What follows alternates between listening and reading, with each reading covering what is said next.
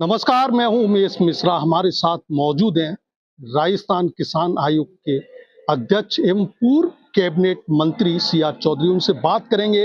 आज उन्होंने किसानों के साथ संवाद किया है और कृषि विभाग के आला अधिकारियों की बैठक भी ली है। क्या समस्याएं किसानों की आपको यहाँ पर सुनी, क्या समाधान होगा सर?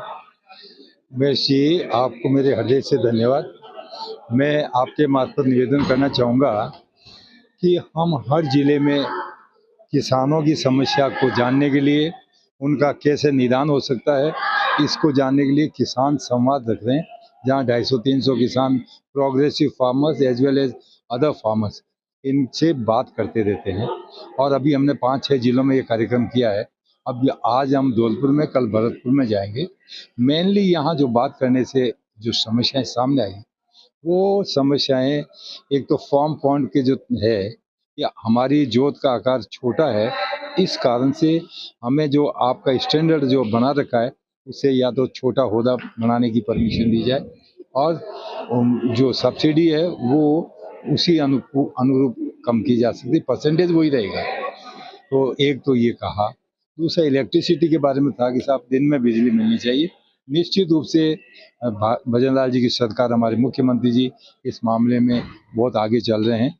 एमओयू काफ़ी किए हैं, और 2026 तक उनका ये कहना है कि 100% दिन में बिजली काश्तकार को उपलब्ध कराई जाए।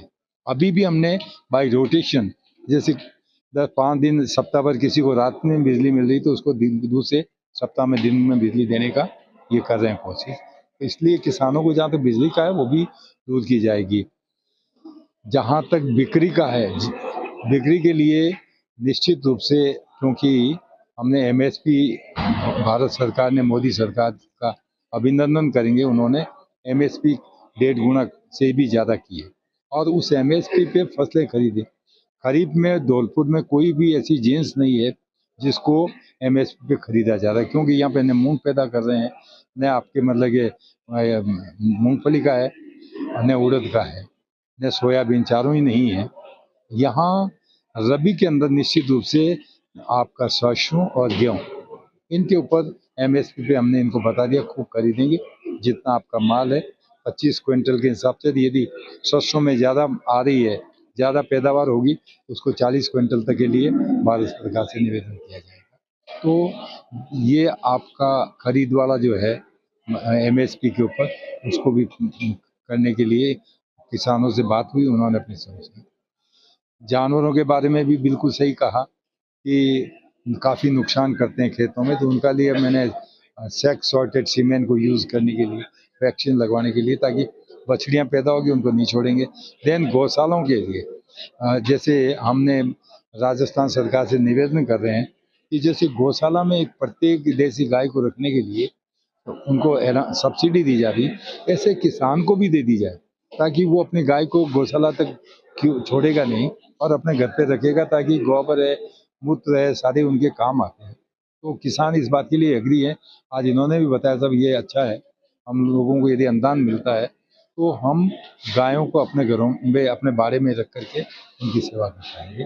तो सिंचाई के लिए हमने इनको बता ही दिया कि, क्योंकि हमारी भजन लाल जी की सरकार ने राजस्थान ईस्टर्न कैनाल प्रोजेक्ट, जो 21 जिलों में पीने का पानी और सिंचाई की सुविधा होगी, तो किसानों की जो सिंचाई से संबंधित, बिजली से संबंधित, आपका विक्रय से संबंधित सारी बातें जो बताई, उस पर काफ़ी हद तक उनको सॉल्व भी किया गया। और जो बातें गवर्नमेंट से करवानी है, उनके लिए हम 100% मुख्यमंत्री जी से निवेदन करके और उनको सॉर्ट आउट कर रहे हैं। नहीं, राजस्थान का किसान देखा जाए तो गंगानगर की बात कर ली जाए, हनुमानगढ़ का, वहाँ पर जो दूषित पानी है, जहरीला पानी को लेकर के आंदोलन कर रहा है। सरकार ने अभी तक कोई कदम नहीं उठाया है, अपनी मांगों को लेकर प्रदर्शन कर रहा है। देखिएगा, वहाँ दो प्रकार, एक तो किसान चाहता है पानी ज़्यादा मात्रा में, जो समझौता हो उसके अनुसार मिले।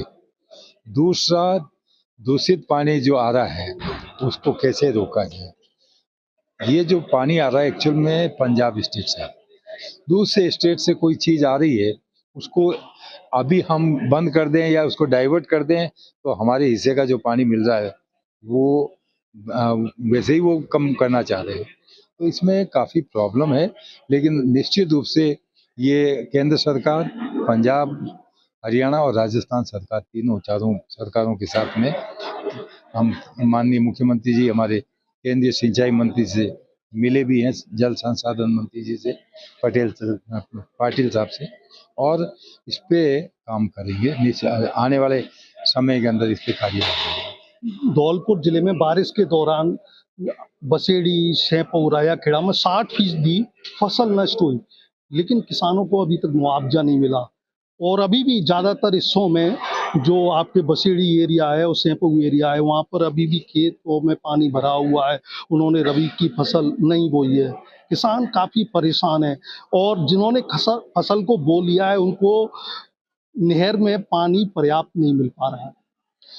आपकी बात सत्य है कि जहां अभी इस वर्ष जो खरीफ की फसल के अंदर जो नुकसान हुआ है, कंपनियां उस पर इवेल्युएशन करके जिला कलेक्टर्स के माध्यम से भेज रही है, और जो राजस्थान सरकार के सेक्रेटरी एग्रीकल्चर के अंडर में एक कमेटी बनी हुई है, उसमें जो इंश्योरेंस कंपनीज उनके प्रतिनिधि बैठते हैं, उस पे क्योंकि 2023 और 2024 का पुराना बकाया था, उन पे काम हुआ और उनको निपटाने में लगने के कारण ये शायद देरी हुई है।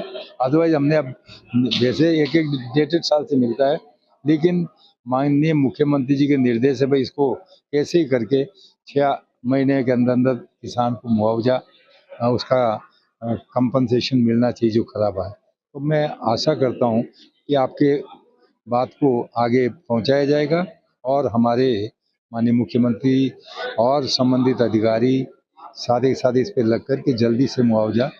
नहीं, अभी संवाद कार्यक्रम में किसानों ने बताया इजराइल खेती को लेकर के, जैविक खेती को लेकर के, लेकिन धौलपुर में ऐसा किसान जो आम फसलें हैं वो कर रहे हैं और फायदा भी नहीं ले पा रहे हैं। काफी घाटे में जा रहा है धौलपुर का किसान।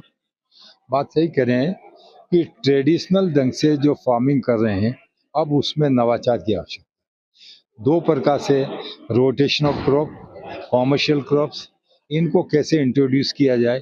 किसान सामान्यतः अपने खाने वाली या वही फसलें पैदा करते थे, धीरे धीरे किसान फसल चक्र के माध्यम से एक तो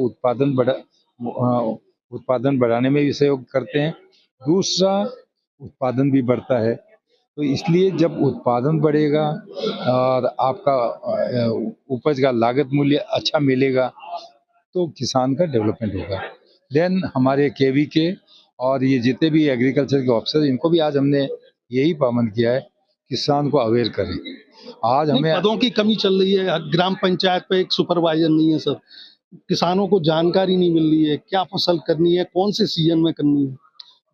बात सही कह रहे हैं कि कुछ पद खाली पड़े हैं, उन पदों को भरने के लिए भी कवायद चल रही है, और हमारे मुख्यमंत्री जी ने तो सबसे पहले ये कहा कि 4 लाख सरकारी पद 4 साल के अंदर भर दिए जाएंगे। जो मतलब कि आगे जो नए क्रिएट होंगे, जो खाली होंगे, उन सब का पहले से एडवांस में योजना बना करके 4 लाख लोगों को रोजगार, तो उसमें 80 सुपरवाइजर भी होंगे। आने वाले समय में पद खाली नहीं रहेंगे। बस सिर्फ इतना देता है कि जो बॉर्डर पे डिस्ट्रिक्ट होते हैं उन तक की कोशिश करते हैं, इस कारण से भी कई बार पद खाली रह जाते हैं, और हम आशा करते हैं पूरे पद भर दिए जाएंगे और धौलपुर इसमें पीछे नहीं रहेगा।